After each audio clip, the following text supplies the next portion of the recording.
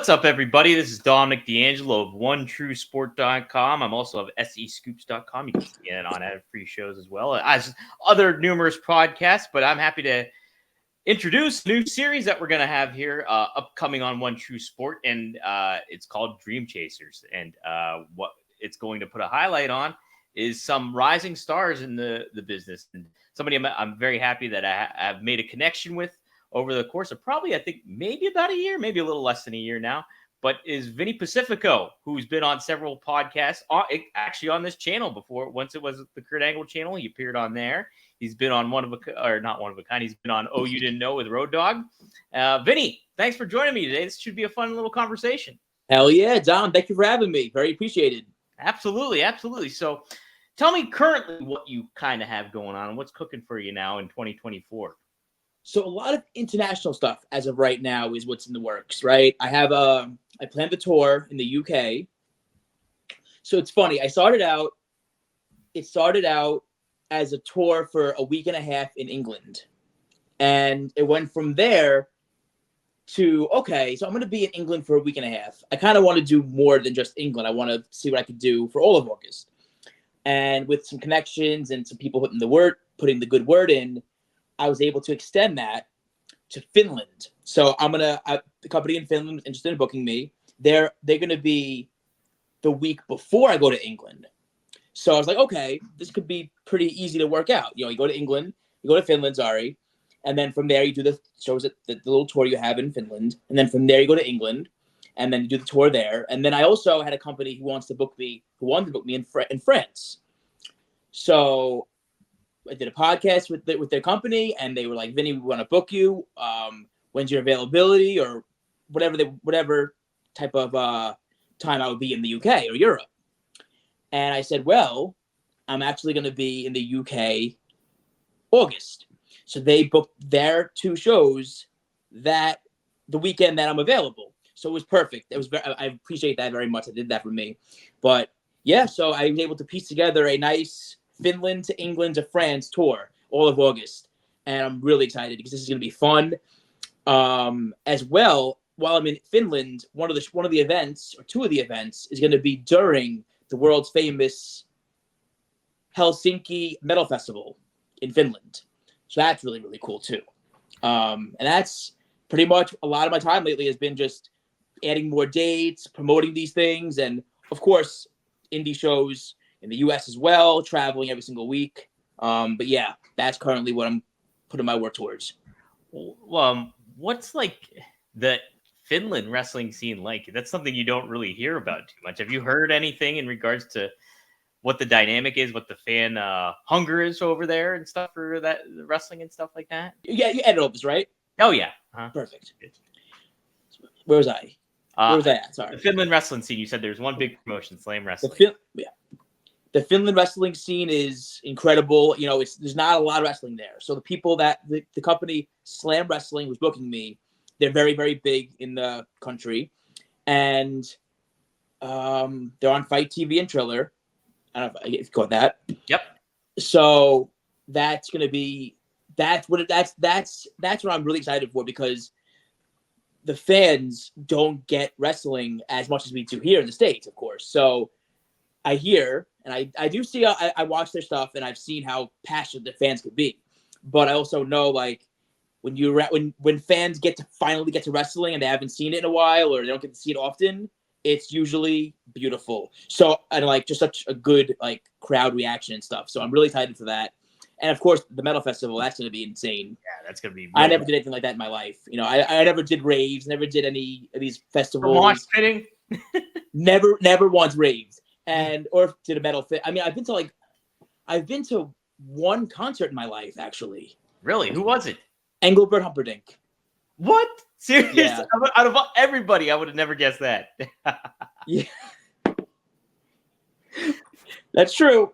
I did a meet and greet after. But yeah, so I'm very excited for Finland, because there's hunger for it. There's not a lot of wrestling in Finland, so where it is, the fans will be there. And then England, of course, the scene out there is incredible. And the rest, I love the technical wrestling, and that's huge over there. So I'm gonna have a ball doing that. That's gonna be great. That's gonna be great. What, you were just in Japan too, right? Is that correct? I was in Japan in December, right after Yeah. Christmas. Is that your first time there? I was there for a few days. Say it again? Was that your first time there? Yes. So, so it was a crazy sequence of events. I did New Japan in America, right? Okay. Yep. Mm-hmm. That was in August or August of last year. Okay. Went really well. Probably one of my favorite matches of my career. And then a few months later, Cheeseburger hit me up and said, "Hey, Vinny, you want to go to Japan? He has a connection in Japan, and send my stuff to the promoter, and see if they're interested." Sent my New Japan match, sent a bunch of my other stuff, and my resume and all that, and they were interested, and that's how that worked out. It was a pretty cool sequence of events, and last year was just crazy for me, all around. You know how everything went, right? Oh yeah. Bang Energy, and then to G Fuel, and then to the all these big podcasts. It was just such a game-changing year for me. What did you learn about in Japan when it comes to wrestling and stuff like that? Was there anything you picked up on that you didn't necessarily know before going there? So in Japan, I learned a lot. I learned pretty much just, first of all, the passion behind these fans is bar none something that you have to experience. If you are a wrestler, and most wrestlers want to go to Japan, right? And that's pretty much, I would think, a lot of people's dream. Yeah. So, and then once you see the fans' passion, the fans' love, and their appreciation for what we do, it just makes you feel like better. Like in the States, fans love what we do, but like in Japan, they appreciate every single thing that you do. Character, whether it's a promo in the ring, they give you their thanks, right? They just appreciate what you're doing, which is awesome. The wrestling was rough. I love it, but it's very hard hitting, and I love hard hitting, right? Yeah. I love gritty pro wrestling, but if you go to Japan, you better be ready for that, right? Yeah. But everyone was so cool. I had so much fun in the ring. I had so much fun with Kota, Sekufita, and what was his name? Harry Ducks. He's from Australia. Oh, great person, great kid. So just beautiful week I had out there, and just so much to learn, and so much you get travel experience as well while you're doing these things, right. So that was so cool to learn also. Yeah, that's awesome. Did you learn any new moves or anything that you kind of put in your repertoire of what you do in the ring or anything like that, being over there? Yeah, certain strikes I kind of implemented that they did to me. I was like, I like this. And I kind of learned a little bit of it. Mm-hmm. Yeah. But I will say, when it comes to other countries and learning things, I learned so much from when I went to England when I was like 17 or 18. Johnny Kidd, World of Sport legend. I had a match with him. After the match, he pulled me aside and showed me so many really cool sequences, holds, and submissions. He is a phenomenal person to be around. Wow, that's awesome. So, man, okay. So, yeah, and like you've been doing this for a while now, and like I tell everybody, it's like he's only 25 and he's like cooking and doing all this stuff that so many other wrestlers haven't really done yet, or they don't take advantage of in a lot of ways. So,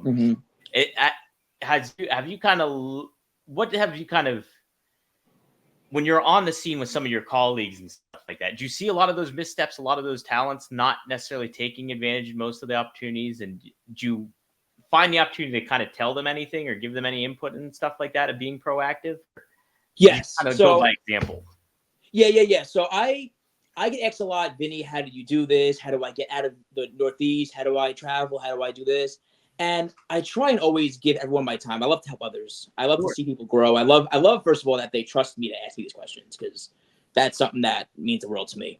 But I also want to see wrestling grow, and I want to see people who love this grow and do better and succeed. So I try to give my most honest advice I can give. So I say pretty much get out and just do. Don't expect, don't think too much. Just take opportunities and give the most, right? Also, I always say, nobody's going to do it for you. Yeah. The worst they could do is say no. So when I first had this energy drink character, I tried to get sponsored a lot, and I made my emails, right? Funny thing enough, the companies I didn't email were the ones that signed me. But at first I emailed a bunch of people, and they didn't like, I wasn't where I am now or where I was then, so they didn't really care about wrestling, or they didn't care about, I didn't have a brand yet, like, or I wasn't as far along in the brand as I was. So they, a lot of companies just didn't really say yes, but they said no. But again, I wasn't scared of the no. I took my chance and tried to get sponsorships. I tried to do a lot of things. I messaged for bookings, or like when I would message for bookings, or when I do, you have to always be ready for a no, right? There's always the chance of a no. And I tell people this, there's always a chance to be told no, but nobody is going to message or reach out but you, right? I mean, they'll message you, of course. Promoters want to book you, they'll reach out, yes. But most of the time, like, you have to put your foot forward before the things come to you, right? Right. And this is something that I try to tell many people around me. Like, you have to, even though you could be a great wrestler, you still have to do to get, right? That's prime example. Like, I had belief in my character. I had belief in what I was doing with the energy drinks. And I had a match. I used the drink in the match. The clip went viral. Bang, sent a contract to me that week. Yeah. So you have to just believe in what you're doing more than anybody else, and just do. Because if you expect, you think things gonna happen, you think whatever, you know what I mean? No, don't expect. Just do your best. Be the best you. Be authentic, and just do what you gotta do. And make every opportunity, give it your all. Every opportunity. Just give it your best, and that's all you can do, right? Yeah. Where did you think you developed that mentality and that proactiveness to do that? Was that something outside of wrestling beforehand, or did you kind of learn that from somebody in particular, or what made you really get on the motivation side to take action and do things instead of just be passive? Because when we're trainees, right? Like, I was trained by Ring of Honor and ECPW first. Went to Warriors, and then Ring of Honor. Ring of Honor is where, like, they help me grow them out of anybody so much, and I give them all the credit in the world. But when you're a trainee, you think your trainers or people around you are going to get you booked. That can happen, right? That's a possibility, and that does happen. But then at the end of the day, you have to realize this business is cutthroat. Yeah, I'm not cutthroat. I would never hurt anybody, never take anybody's spot. But I know people don't care, and they will, like, they don't want to see you do better than them, right? it's competitive. So as I'm realizing this, and things are happening, and they're happening to me too. I'm seeing it behind my back, but I'm still seeing it. Yeah. I said, you know what? I have to do this myself. I can't let anyone just say they're gonna help me and then not, or, oh, this person wants to book you, reach out, or no. I have to do it myself, right? Yeah. Because people will bullshit you. Because when you're nice, people take advantage, and I am very nice, and I think that's a weakness sometimes. Yeah. So sure. I learned to really just every opportunity, just grab it however you can, just do it yourself.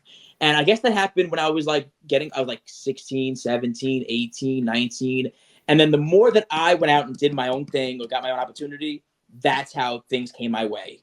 I would always jump in the car and go to shows and, learn, bring my gear and all that stuff and get on different shows and stuff. But then after a while, I did my own thing. I said, I started getting my bookings more and more and more. And that's when I started doing my contacts the way I wanted to do them. Right. Yeah. I have my resume, and that's another thing. Have a resume. I mean, some people are against this, some people are for it, but I always say have a resume, references, things you've done, podcasts you've done, seminars you've done. I think that's very, very good to do in wrestling. But yeah, I think doing things and being proactive is the most important thing you could do, because the opportunities won't come unless you go to them first. Right. Then they come when you earn, when you do a lot, when you're doing things authentically, they come your way. They will. But you have to put in the work, and you have to do things yourself first. And I tell people this all the time, and I'm glad to see some of my friends do really good. And I'm happy that they took my advice, and now they're starting to thrive. Who are some that really stand out to you that you're really proud of? I know you probably don't want to go nuts with like missing some names and stuff like that, but that really stands out to you that you're like, man, yeah, they're doing such a great job. Someone recently that I helped, Landon Hale, is somebody who I really appreciate, because he's somebody he wants to learn. He just wants to learn to get better and all that stuff, and he's always willing to ask. And I love that. Some people are scared to ask, like I said before. Yeah. What you can do is say no, right? Or the worst thing to do is just blow you off. Right. But he goes, hey, Vinny, like, ask me any advice. Whatever advice you would need, he would ask me. And I'm always down to answer. So the fact that he's willing to even ask and put his foot forward, that to me, it just shows that you want to grow, right? Someone else I really appreciate in the scene and love right now with Rolando Perez. He's phenomenal. He's very talented at what he does. Who else am I very proud of? I have a lot of people that I'm really proud of. I want to give some good names because they deserve some love. Donnie Primetime, Alabama. Great talent. Great person. Soraya Saber. She's amazing. She's blowing up. Very proud of her. I'll give one more just to keep that short. Jaden Newman. Okay. I love Jaden. Known him forever. Love him. So that's another person that I really like. That's great. Cool. Yeah. It's always cool to help people out. And then who knows, like plenty of full circle moments can happen down the line too, where you guys cross paths or something comes together. I hear that all the time with RVD, how he tells stories and then sure enough, boom, it goes back around, you know? Yep. Totally. About wrestling. You've talked about this on the previous shows that you were on, I know for sure, but talk a little bit about your initial wrestling fandom. Like what really got you into all Okay. Good question. So Bryan Danielson, he is the one who got me into wrestling. Well, no, he's the one who got me into wanting to be a wrestler. Okay. Right. But in SmackDown vs. Raw 2007, seeing that on a television being played by my cousin was a thing that was like, this is what I want to do. This is so sick. You know what I mean? I love this. What is this? This is actually like on TV. This is a real thing. Like it was Boogeyman and Rey Mysterio they were playing as. And it's a video game. So you don't think it's going to be on TV or it's going to be real. Sure. Right?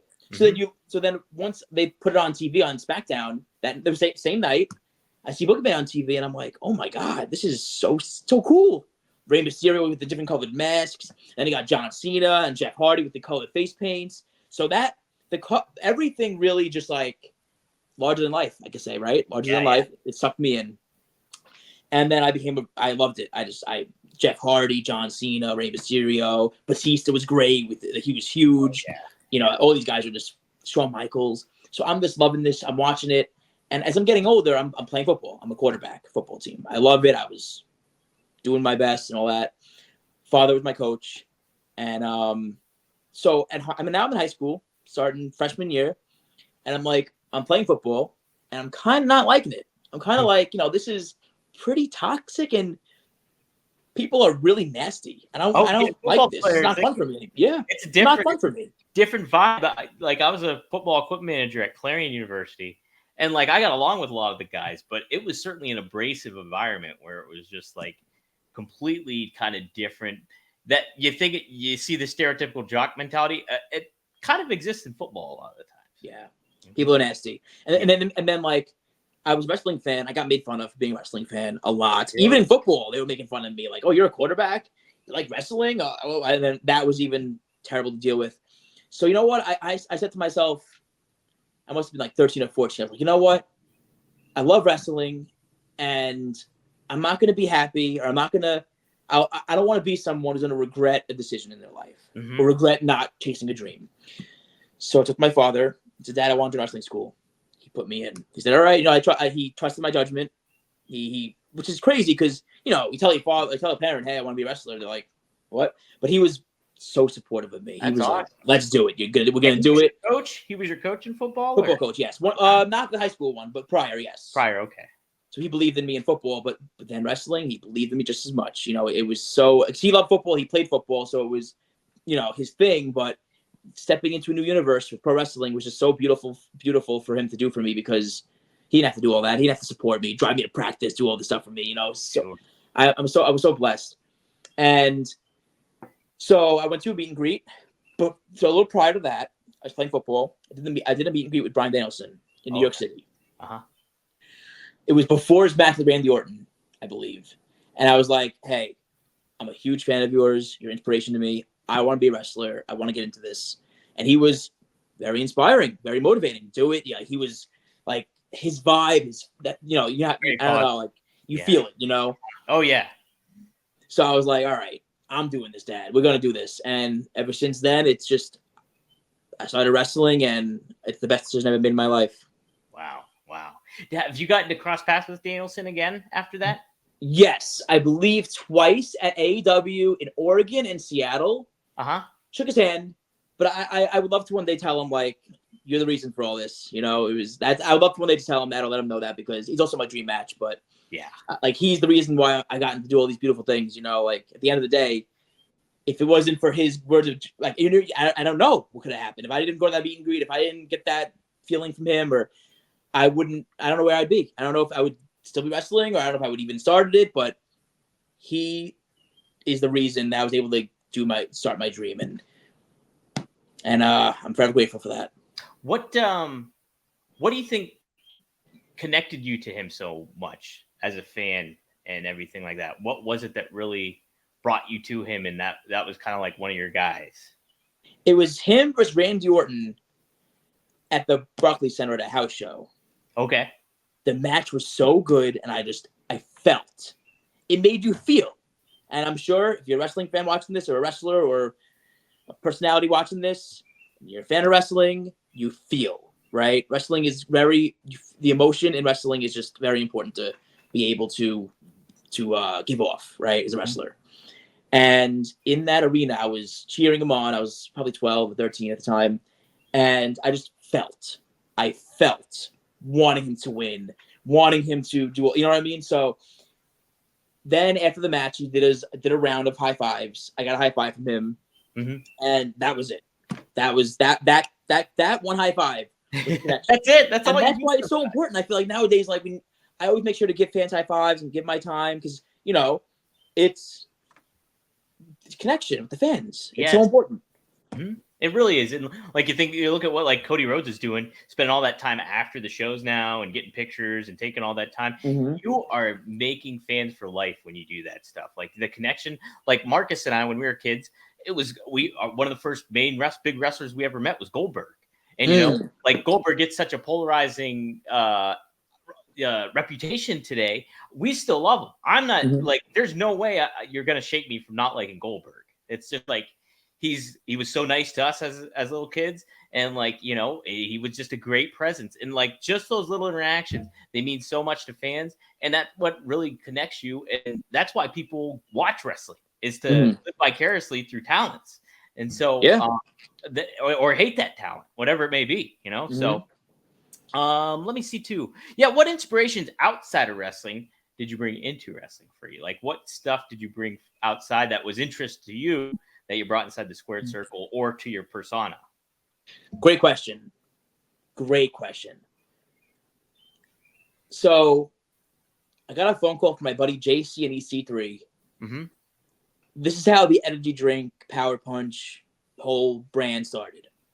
I was driving home from a wrestling show, and I had a character. You know, I was doing what I was doing a couple years ago, but EC3 would always tell me, Vinny, you have the it factor. I just don't know what it is yet, but I'm searching, and we're gonna find it out.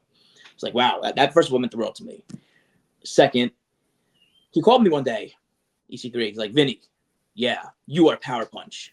And I'm like, what? He goes, yeah, you drink energy drinks every single day of your life. I've never seen you without an energy drink. I'm like, okay, that's true. And he goes, you have more energy than anybody I've ever seen in my entire life. Without energy drinks and with them, regardless, just so much energy.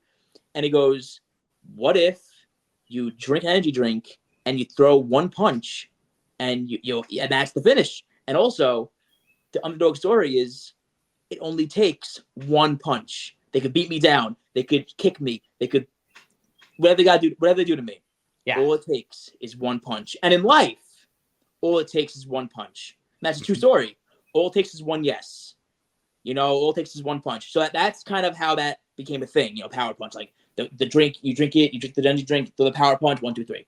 And then we tested that character out on some shows. And every time I grabbed the drink, drank the drink, Power Punch, the fans lost their minds. Yeah. So I'm like, I wasn't sure at first, but now I'm going full into it, and it's working. It's just working. Yeah. And then I did a backstage segment with EC3 with the drink, and it got super over. And I did one with Gangrel. It got super over, and Gangrel loved the character. He was telling me, dude, this is great. You got to keep doing this. So it evolved. It snowballed to becoming a brand, right? And then I got a sponsorship deal out of it. But at the end of the day, I would say energy drinks or just having energy or just that underdog mentality of that one punch is kind of what fuels what came in with me, you know? Yeah. But at the end of the day, it's really true. Like one punch, one yes, one I love you, one goodbye, one thank you could just change someone's life or just change anything. So it takes that one. It just takes that one. So that's something that I really try to, incorporate. Like it just takes one. You could be so down in life or so down in a match, getting beat up, but all it takes is just one yes, one opportunity, or one punch. What outside of wrestling do you enjoy though? Like what's hobbies outside of wrestling that you've kind of get attached to that not necessarily know about? No, I love that. Yeah. So I love candles. Like I my wife bought me like 40 candles once. And candles. Like, this is just I love like throw a candle on, watch a horror movie. That's my vibe. Hey, nice. I love horror movies. Yeah. Oh, you like horror movies too? Big horror guy over here. Is there a certain genre of horror movies you like slasher or thriller or anything that stands out to you? What are your big ones? So I would say I really enjoy Michael Myers, Chucky, Jason, Terrifier. Oh shit! Okay, the Terrifier's good. I do enjoy that one. Uh-huh. And then, on the same token, my grandma growing up used to always watch Dark Shadows. Okay. So I got some of that vibe growing up. I do want to do a rerun of that because that series is legendary. But yeah, I also love old time horror, like mummies or like ghosts. Yeah. If you want an example, go on the Haunted Mansion ride in Disney. Yeah. That ride was my vibe. That's awesome. Yeah, we grew up. Marcus and I grew up Universal monster fans, so like Frankenstein, Wolfman, Dracula, all the classic ones, like Bela Lugosi. You can't top those ones. Those are so much fun. Let me see. Frankenstein's great. What was that? Frankenstein. So Frankenstein too. Yes, 100%. Give me some aspects that you think you need to work on from a wrestler, like from a persona standpoint. Let's start with what's something you think you need to work on there. So personally, for me, I'm trying persona like in ring, you mean, or just like as a character? Character, yeah, identity, who you are, everything like that. Personally, for me, I need to work on. I always believe everything, right? Always grow, always get better. So I'm always doing promos. Promos are so important, whether it's like with the person, by myself, for a match. So I think definitely promos are something I work on regardless, right? Even though they've been my strong point lately, I still work on them. I still want to work on them. I'm trying to work on new ways to incorporate other outside influences into my character. And that's something that I don't even know really where I'm looking at, but I try and just like, I've been watching a lot of like Batman or Spider-Man and like superhero stuff because kind of like what I'm doing is in a way not superhero to an extent, but like it has some bits of it in there. So I kind of want to add some like layers of that. I will say I was in a movie recently. Can't get too detailed about it, but I was in a movie and that movie was a wrestling movie. And that unlocked a lot of new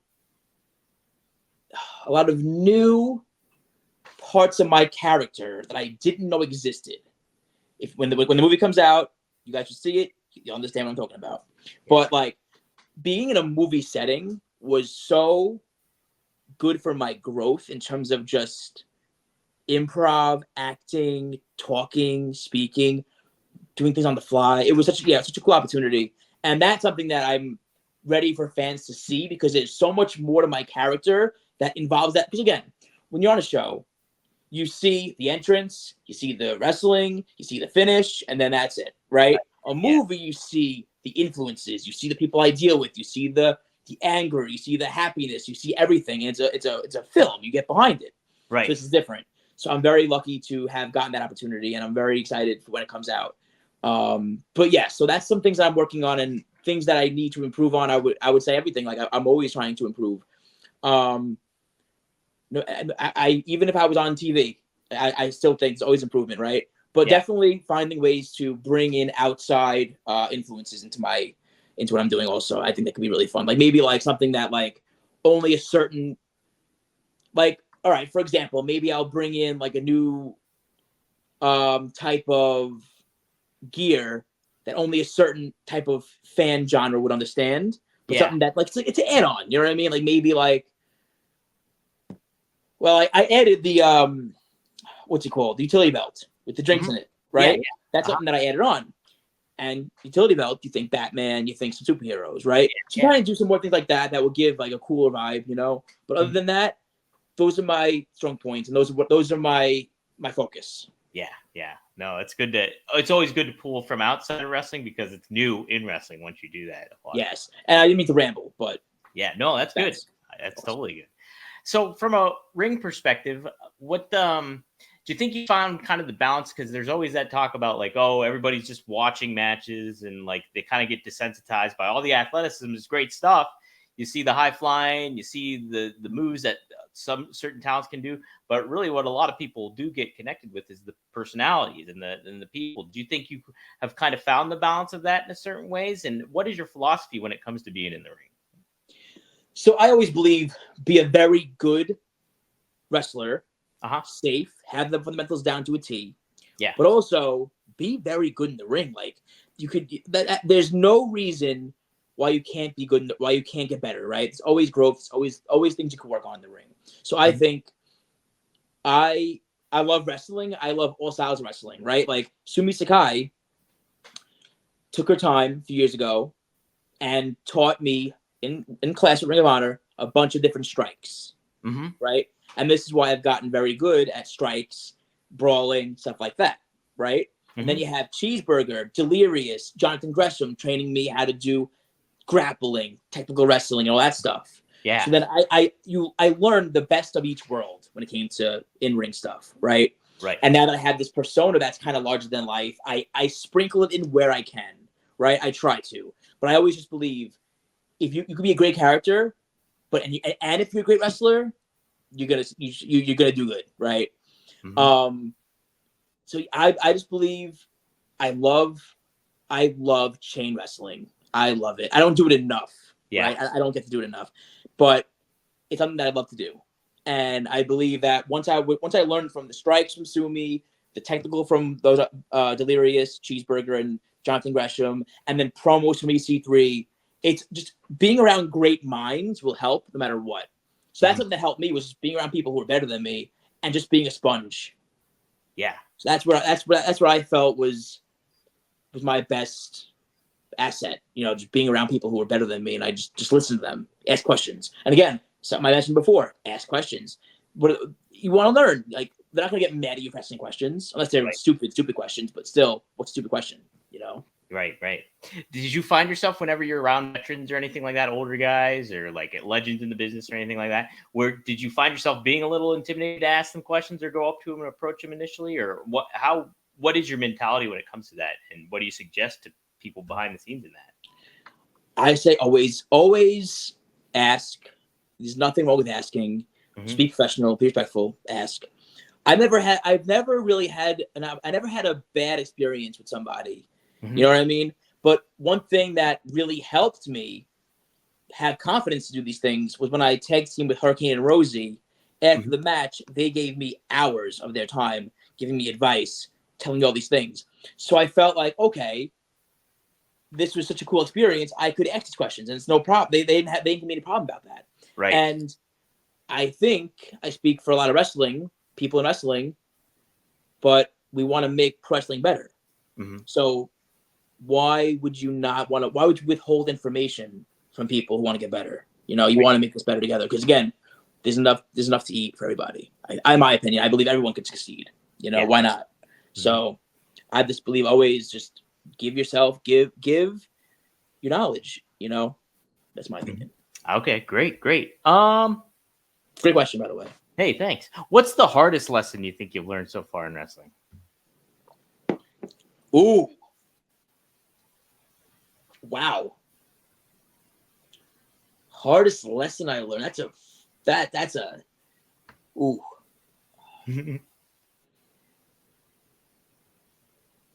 Hardest lesson. Wow. It can be in the ring. It can be out of the ring. It can like deal with everyday life. But is there something that really stands out to you that, wow, that's that put a reality check to me. That gave me a bit of a reality check or anything like that. So I needed to learn my body heavily. So EC3 was very hard on me in the sense of always be in the best shape of your life. Right? And I had to learn this the hard way. Complacency is the worst thing in the world. Yeah. The worst way. I've learned my lesson, and I've thankfully never had to deal with this again. But at one point in my career, I got a little out of shape. Not terribly, but I wasn't looking as good as I usually look, right? Yeah. He saw me, and he goes, Vinny, what are you doing? Like, what, you looked so good, and now like you don't look as good as you did. And he gave me a diet and all that, and it fixed it. And I diet hard as hell every day. But that lesson always takes in my head, like, you gotta be ready for anything. You have to be ready for any opportunity given. I've had moments where I get a call from NXT when I had that match a couple of years ago. Yeah. I got a call from them like a month before. You know, so you can't just be like, oh my God, I got an NXT in a month, I gotta get in shape. No, you should be, okay, this is gonna be awesome. I'm gonna even get in better shape now for that. You know what I mean? So complacency is the worst thing in the world, and that's something that I learned, and I had to realize, like, damn, like I looked so good, and then I got a little complacent. Maybe I ate a little too much. Maybe I didn't stick to my diet. Because again, when you're on a strict diet and you go off slightly, it could screw you all up, and you could gain weight like you don't even believe. Right. So that's the thing that I learned. No screw ups. No little snacks on the side. No little cheat days. Again, for me, cheat days are very, very slim or minimal. Unless me and my wife go out and she wants to like get some cake or whatever, then I have a little piece. But other than that, very minimal cheat days, very minimal sugary things, right? That's how it has to be for me. That's how I want it. And also, I feel like for me, I'm sure you would agree, if you go 4 or 5 days without any sweets or cake or anything, it gets easier not having it. It does, yeah. It does. So I say never get complacent. Always strive to get better each day. And you're never, in my opinion, it's never enough. You have to always do better, always get better no matter what. So it's like, no matter how good I look, I can always look better. And no matter how good I'm doing in wrestling or how good I am in the ring, there's somebody better than me. Yeah. That's something that I learned. I'm like, you know what? That's why I always make in my post, I always say the grind never stops. The grind, it's a never-ending grind in every way. Social media, the gym, your diet, your seasonings, your bookings, your everything you're doing, media, every single promos. You can get better in every aspect, no matter what. Yeah. So just never stop growing. That's the big thing that I've learned. Yeah, that's definitely key. Definitely key. Well, we'll end it with this. What's been the most validating element that you've received in your career so far? What's been really like kind of backed you up and been like, hey, I'm great at this, or I'm really capable of doing this? Is there a certain moment that really stands out to you that's been really validating for you? Rocky Romero gave me some really good words of encouragement after the match. He was very impressed with me. He was very happy with our match. And for me, Rocky Romero is one of the best in the industry. He's great. So hearing that from him was like, wow, like that means the world to me, right? And then having matches and people messaging me or tweeting at me about how, I love this match. This match was so like hearing these things is great to hear and stuff, but hearing it from Rocky Romero was really like game changing, right? I would say also being on the Kurt Angle podcast is really, really cool for me and made me feel like, wow, like I did something cool, you know? Yeah. But I would say this, something that really hit me was when I got to debut in New Japan. I got signed by G Fuel that week, and I did the whole energy drink Popeye spot in the New Japan. Yeah. And the way the fans reacted, the way social media reacted, and just the way it went so perfectly, I was so appalled, and I was like, okay, I'm good at this. Yeah. I am. And also I also another time I said the same thing was I had a match on the fly with someone who was pretty new, Yeah. and the match was actually pretty good. And if this was in like Portland, Oregon, and this wrestler, younger, one of the rest was ready for our match, excited for our match, very excited. And he's like, Vinny, I want to get better from this match. I want to learn something from this match. I said, all right, we'll call him. We'll do it in the fly. All right. Wow. And it was a pretty damn good match. And that's how I knew it was like, damn, I just did that on the fly in like 12 minutes, you know? So I was like, oh, I guess I am pretty good at this, you know? I got some stuff to me. Yeah. Hey, I'm not too shabby. Yeah.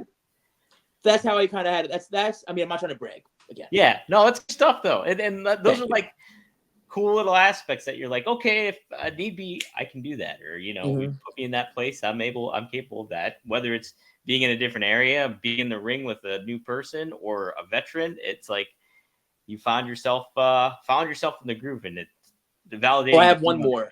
Yeah, go for it. I was 18 years old. I wrestled Sho and Yo from New Japan. They didn't speak English. Uh-huh. And we had a really good match, tag team match. Wow. And the language barrier did not affect anything. Wow. So that's how I knew. I was like, okay, all right, if I could do this, and I love high pressure situation, because another thing I learned about myself is I do better under pressure. Yeah. Not as a quarterback, but as a wrestler, I do. Not as a quarterback necessarily, but in the ring, do it completely different.